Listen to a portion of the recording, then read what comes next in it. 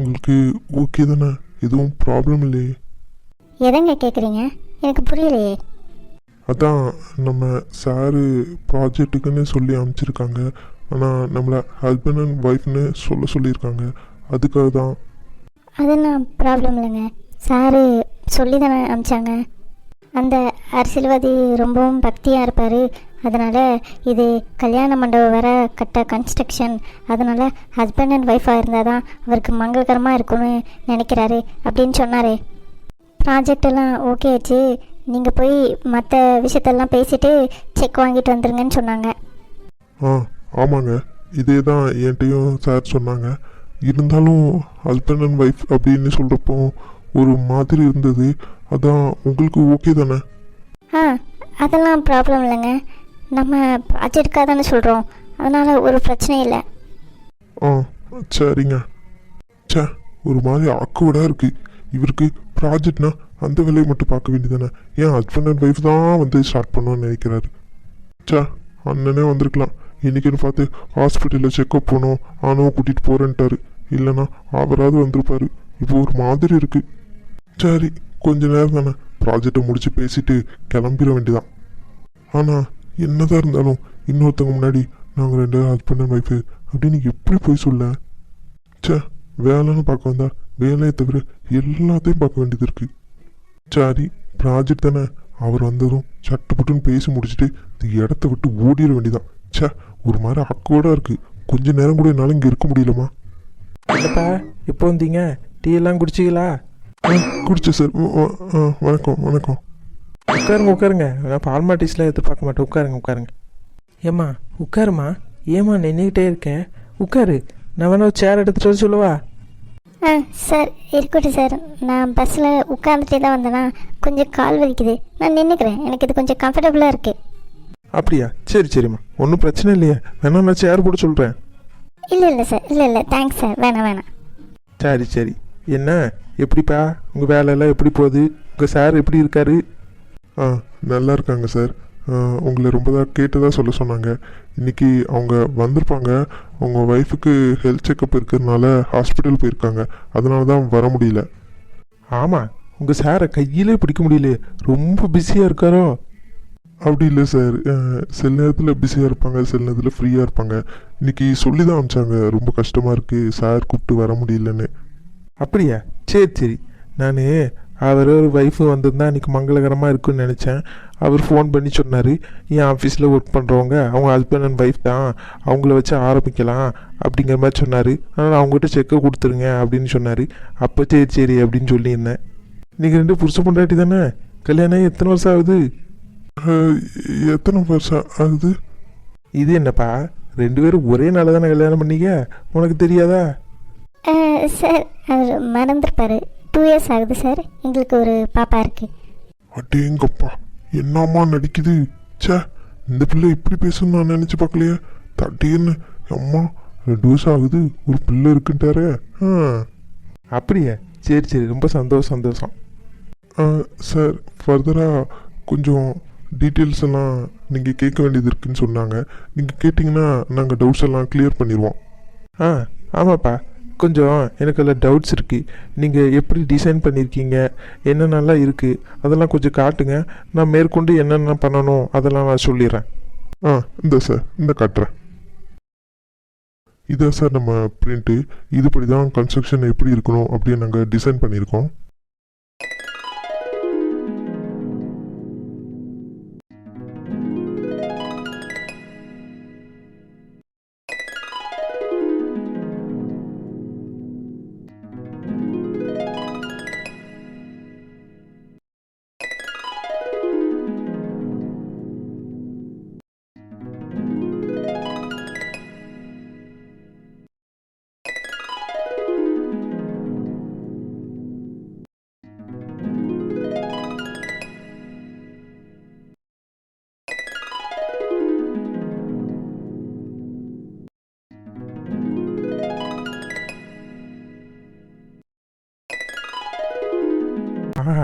ரொம்ப அருமையாக இருக்குப்பா. உங்கள் சார் சொல்கிற கூட எனக்கு கொஞ்சம் டவுட்ஸ் எல்லாம் இருந்தது. இப்போது நீங்கள் 2 பேரும் வந்தது எனக்கு நல்ல சாதகமாக போச்சு. ஏன்னா நல்லா எக்ஸ்பிளைன் பண்ணீங்க, ரொம்ப சூப்பராக பண்ணீங்க. அந்த பில்டிங்கு எப்போ வரும் எப்படி வரணும் இனிமேல் எனக்கு நினப்பே இருக்காதுன்னு பாருங்களேன். உங்களை நம்பி கொடுக்கலாம். அந்த அளவுக்கு கச்சிதமாக தெளிவாக சூப்பராக பிளான் போட்டிருக்கீங்க. ரொம்ப தேங்க்ஸ் சார். Thanks sir. நல்ல புருஷன் பொண்டாட்டியா பார்க்க அழகாகவும் இருக்கீங்க, திறமையாகவும் இருக்கீங்க. இப்படி எத்தனை பேர்த்துக்கு கொடுத்து வைக்கும்? அப்படி தானம்மா? ஆமாம் சார், அப்படிதான். அப்போ சரிப்பா, இன்னைக்கு என் பொண்டாட்டி நாள் ரொம்ப நல்லா இருக்குன்னா இன்றைக்கே நீங்கள் செக்கை வாங்கிட்டு போங்க. நான் என்ன நினச்சிருந்தேன்னா உங்களை இன்றைக்கி வர சொல்லிவிட்டு பேசிட்டு அதுக்கப்புறம் செக்கை ஒரு நாள் உங்கள் ஆஃபீஸில் ஒன்றது கொடுக்கலாம் தான் காலையில் நினச்சிட்டு இருந்தேன். அப்புறம் உங்களை பார்த்ததும் ஒர்க்கெல்லாம் நீங்கள் சொல்கிறத வச்சு எனக்கு ரொம்ப திருப்தி ஆகிட்டு இப்போவே கொடுத்தலான்னு முடிவு பண்ணிட்டேன். ரொம்ப தேங்க்ஸ் சார். Thanks sir. சரி, இந்த உங்கள் லேப்டாப்பை எடுத்துக்கோங்க, கொஞ்சம் உள்ளே வாங்க, பேசிவிட்டு செக்கை எடுத்து கொடுக்குறேன். Okay sir. எப்பா நல்ல வேலை, ஒரு வழியாக முடிஞ்சது. ச்சே, நாமளே ஹஸ்பண்ட் அண்ட் ஒய்ஃப்னு சும்மா தான் சொல்லி வச்சுருக்கோம். ஆனால் அந்த ஆள் அதை விட்டு அழுத்தி சொல்லிக்கிட்டே இருக்கான். ரொம்ப சந்தோஷம் சார். செக் கொடுத்தாச்சு, நாங்கள் கிளம்புறோம் சார்.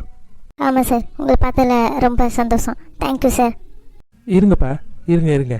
செக்கை கொடுத்துட்டு வெறும் கையோடு அனுப்பக்கூடாது. எங்கள் வீட்டுக்கு வரவங்கள நாங்கள் வெறும் கையில் அனுப்புனதில்லை.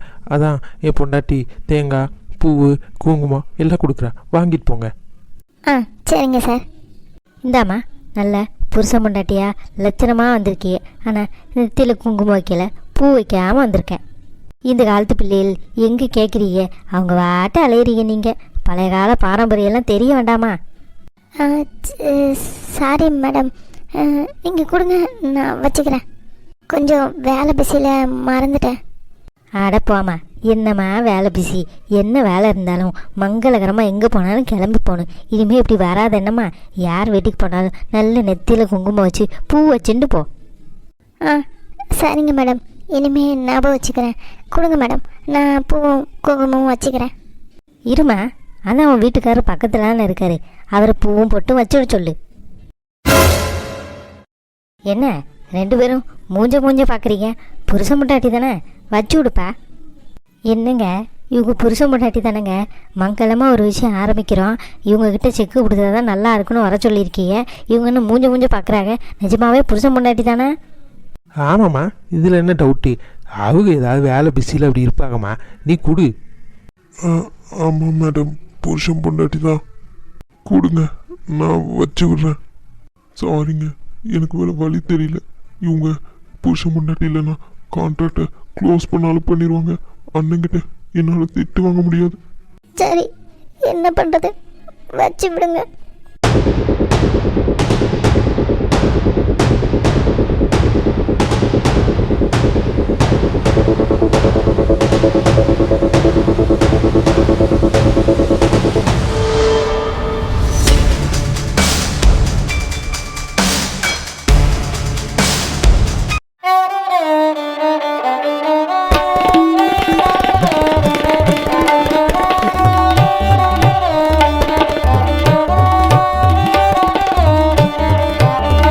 இப்போ பாரு, ஆஹா, மகாலட்சுமி மாதிரி இருக்குமா. டெய்லியும் பூவை போட்டேன் வைக்க மறந்துடாதுன்னு. இந்தா, இதை வாங்கிக்கோங்க. என்ன, பார்த்து போயிட்டு வாங்க. ரொம்ப சந்தோஷம். வரோங்க. ஐயோ பாவம், அந்த பொண்ணு மூஞ்சி எப்படி இருக்கு? நான் எப்படி இனிமேல் அந்த பொண்ணு மூஞ்சி நான் முழிப்பேன்? ஐயோ, ஒரு மாதிரி இருக்கு. இதுக்கப்புறம் எப்படி நான் இவர் மூஞ்சில முழிப்பேன்? இப்படியா பண்ணுவாங்க? பூ வைக்க சொல்லிட்டாங்க, பொட்டு வைக்க சொல்லிட்டாங்க. எனக்கு சுத்தமாக பிடிக்கல.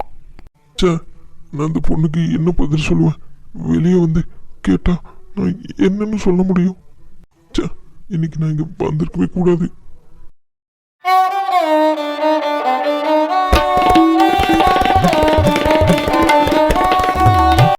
என்னடா ஃபோன் பண்ணி எவ்வளோ நேரம் ஆச்சு, ஆளையே காணோம். ஒருவேளை வரமாட்டாளுகளோ? வருவாங்கடா மச்சான், வராமல் எங்கே போவாங்க? சே, ஜாலியாக இருக்குது தெரியுமா அந்த வீல் சேரில் அந்த பக்கம் இந்த பக்கம் அப்படி உருட்டிகிட்டேவும். அடிங்க குஜால, நானே ஆளை காணன்னு ஃபீல் பண்ணிட்டு இருக்கேன். இவனுக்கு வீல் சேர் விளையாடுறது ஜாலியாக இருக்கான்.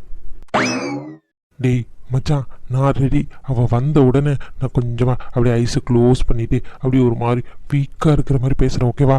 நீ அப்படியே அவகிட்ட எடுத்து சொல்லு, இப்படியா அப்படியா அப்படிங்கிற மாதிரி. இப்படியா அப்படியாங்கிற மாதிரிலாம் ஒன்றும் நடக்கலை. சரி, ஏதாவது 4 பிட்டை போட்டு பார்க்கேன்.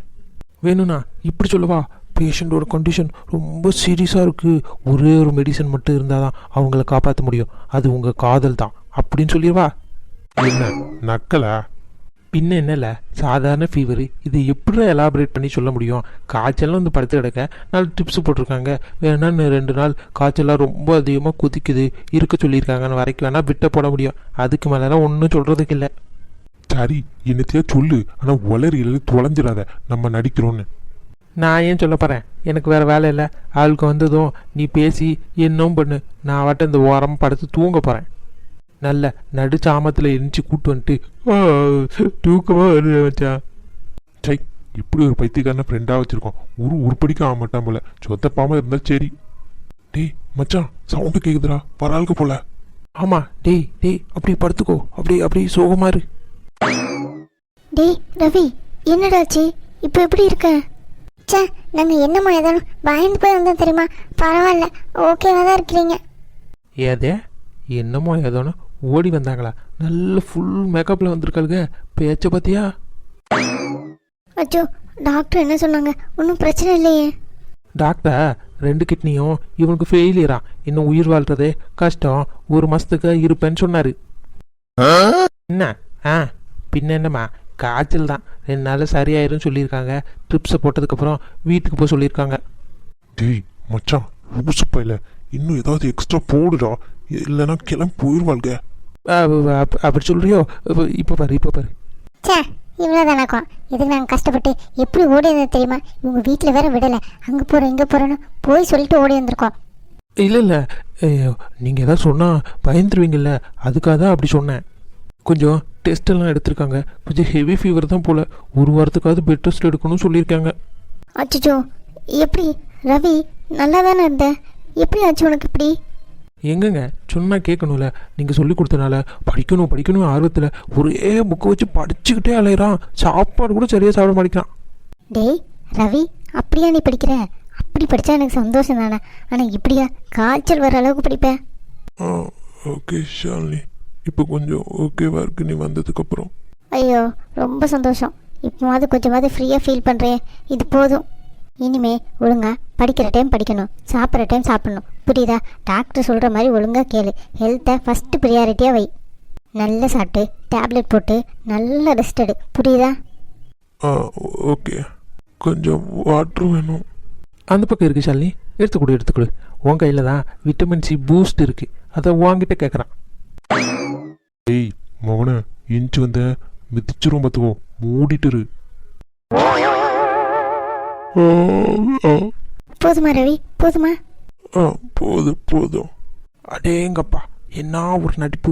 கொஞ்ச நேரம் முன்னாடி தான் முழு பிரியாணி இறக்கிட்டு அப்படியே நடந்து வந்தான், இப்போ சீனை பார்த்தியா? சரி ரவி, தப்பாக நினச்சிக்காத, நைட் டைம் இதுக்கு மேலே இங்கே இருக்க முடியாது, கொஞ்சம் உடம்பு பார்த்துக்கோ என்ன? சரி ஷாலினி, நீ இவ்வளோ தூரம் வந்தது பெருசு.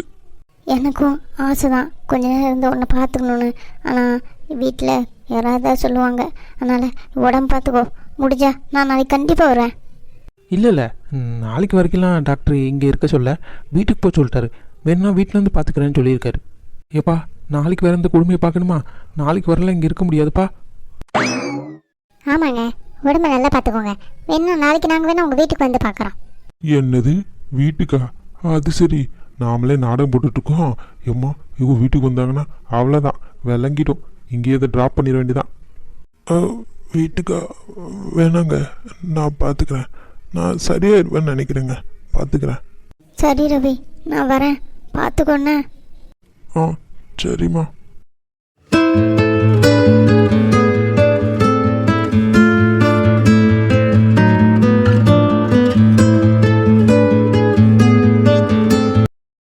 டேய் மச்சான், எப்படி அவன் மூஞ்ச பத்தியா? ஆமாட்டா மாப்பிள்ள, முதல்ல நல்லா தான் பேசிகிட்டு இருந்துச்சு, அப்புறம் போகிறப்போ என்ன கவலையோடு போகுது. பாவம், உனக்கு காய்ச்சல் ஏமாற்றி நாளைக்கு அந்த பிள்ளை காய்ச்சலை படுத்துருன்னு நினைக்கேன். அதெல்லாம் அண்ணன் திறமண்டா, பொறப்புலேயே அதெல்லாம் வரணும், பத்தியா ஆக்டிங்க? அதான் பார்த்தமே. ஷாலினி தண்ணி கூட. எப்படி மச்சான் உன்னால் மட்டும் இப்படி நடிக்க முடியுது? இதுக்கப்புறம் பாரு, நான் என்ன அவளை பார்க்கணும்னு துடிக்கிறது, அவள் என்னை பார்க்கணும்னு துடிப்பா பாரு. எப்படி இருக்கணும் என்ன இருக்கணும், ஃபோன் மேலே ஃபோன் பண்ணுவா. பாரு அவளை நான் எப்படி அலைய விடுறேன்னு. அலைய விடுறதுலே அவள் என்கிட்ட வந்து லவ்வை சொல்லணும். அப்படி பண்ணலை என் பேரையே மாற்றிக்கிறேன்டா. நடத்து காற்று உன் பக்கமாக பார்த்து வீசுது, விடுவியா நீ? சரி சரி, ரொம்ப பேசாத. பில்லை கட்டிட்டு வா, நான் கீழே நிற்கிறேன். டேய் மச்சான், விளையாடுறதடா, என்கிட்ட காசு இல்லை. டேய் என்ன மச்சான், வர்றப்பதான் உன்னோட கூகுள் பே பார்த்தேன், 50,000 வச்சிருக்க. டேய் மச்சான், அது எங்கள் அப்பா கடங்காரன் கொடுக்க சொன்ன காசுடா, அதை இன்னும் கொடுக்காம சுற்றிக்கிட்டு அலையிறேன்டா. டேய் என்கிட்டே விடுற பத்தியா? ஒழுங்கா கட்டிட்டு வா, நான் வெளில நிற்கிறேன். டேய் மச்சான் மச்சான். அட பாவி, நீ லவ் பில்டப் பண்ண என் காசு தான் கிடைச்சதா?